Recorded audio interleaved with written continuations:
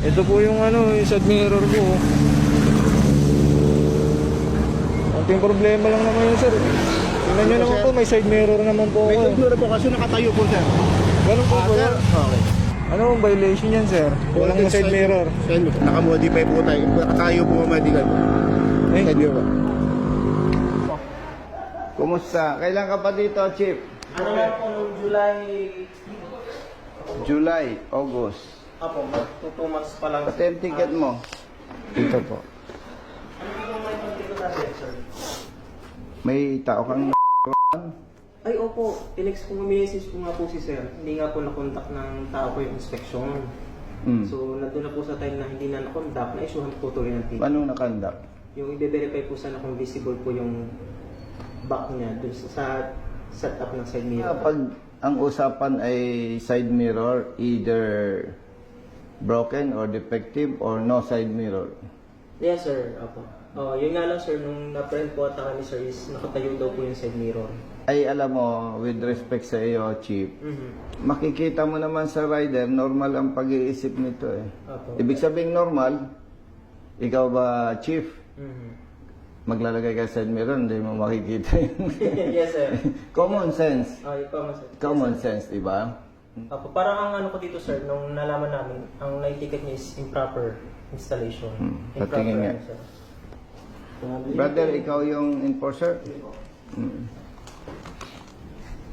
Public awareness, happy ha, naka-video tayo. Naka-live po ba yan, sir? Hindi.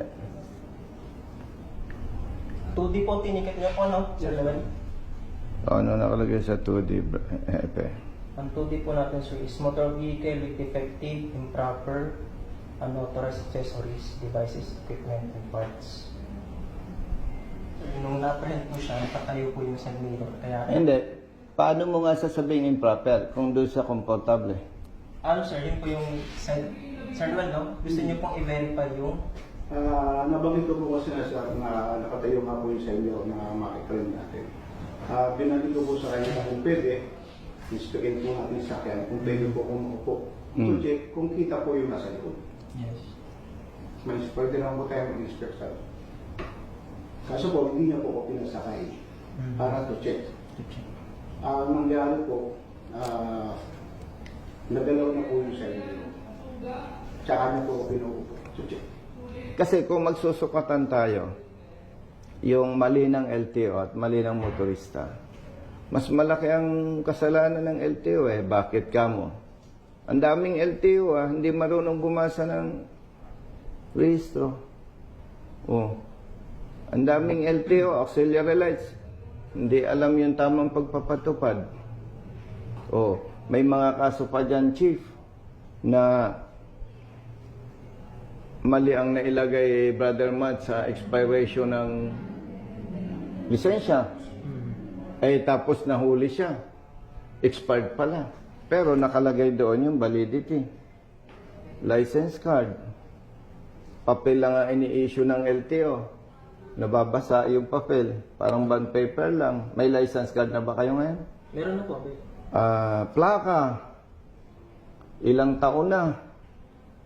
Wala pang plaka. Ngayon lang na-resolve ni Yes, sir. DOTR Secretary Dizon. Going release po tayo ng plates. Samantalang pagka walang plaka, nagkabit ng temporary plate, hindi mabasa, titikitan pa ang motorista. Ibig ko sabihin, Chief, ang hindi maganda kasi, ang daming kapalpakan, ang daming pagkukulang ng LTO, samantalang buo yung side mirror kung nalalaman natin yung public service. Sir, okay ka ba dyan? Baka gusto mong itagilid ng konti, whatever. Public service ba? Yeah, po. Para ang nangyayari, magkakaaway ang motorista at LTO eh. Ano pa? May mga nanghiram lang ng van. Tapos yung mga nakasakay, magsishare ng pan-diesel. Kolorom na. Kaninong motorsiklo yung nasa labas? Tingnan ko nga. Sama mo nga ako, Hepe. Motorcycle po na. Sa'yo, sir? Hindi po. Imagine, LTO compound, pinapayagan ninyo yan. Walang side mirror. Baka empleyado nyo yan eh. Pakicheck nga kung kanino yan. O chip, kung kanino yan. Pahanap ko na. Kanino daw? Kanino daw? Agency po pala na. Okay, tama, brother Matt. Pa-check mo nga kung rehistrado. May rehistro? Pakita mo nga kay Hepe. Okay, tamo? O walang dalang rehistro? Tamo, inimamaneho ng OJT mo, walang rehistro? So, dyan pa lang, Hepe, nag-uumpisa pa lang, may pang-aabuso na.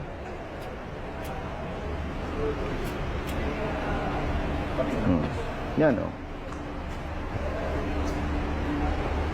Sino nag-picture nito? Ako, Ikaw. Pero itong motor mo, ba't hindi mo picturean kaya? ano po, angkas po. O kaya nga. Ano na lang po? Hindi, ang ibig ko sabihin, OJT mo ang nagpicture dito sa motor ng rider. Kasama po nila sa Oo. service. Na tinikita ninyo at sinasabi nyo improper na pwede naman sabihin, Sir, pakiayos nyo. Siya pa palang nagpicture. Tapos yung kanyang sinasakyang motorsiklo, walang side mirror. Kayo ang nagpapatupad ng batas, counting diferensya, huli. Pero yung inyong OJT, no side mirror, no ORCR carried. O, sa ngalan ng public service, ipacheck mo kung nakarehistro yan. Parehistro ba? Yung ano po, yung mga 3.4. Oh, hindi rehistrado. Ano po yan? Nilitak po yan. Oh, nasaan lisensya mo? Wala mo siya. Hindi dito po sa board. Bali magkasama po silang dalawa eh. Plus, no side mirror. 12,000 plus 5,000, 17,000. 800, 250. Brother Jerry, kunin mo yung 5,000. Bigay mo dito sa rider. Tatlong... ID po sir.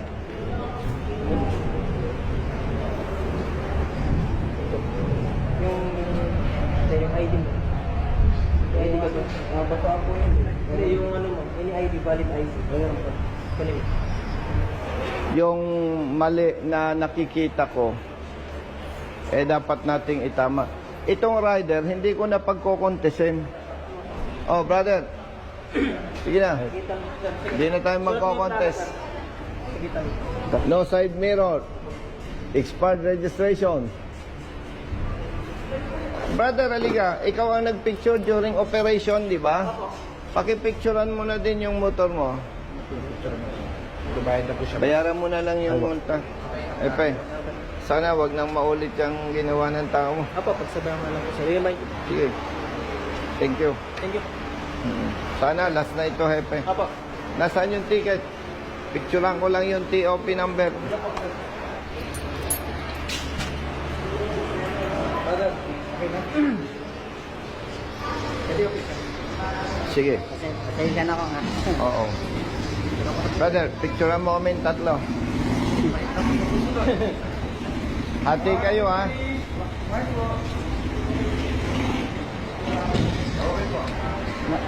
Alam ko, mabigat para sa inyo. Pero kailangan matuto tayo. Kayo, habang bata pa, matuto na. OJT kayo, considered employee pa rin kayo. Kaya dapat, kayo yung unang sumusunod. Sige, thank you. Sensya na kayo. Ha?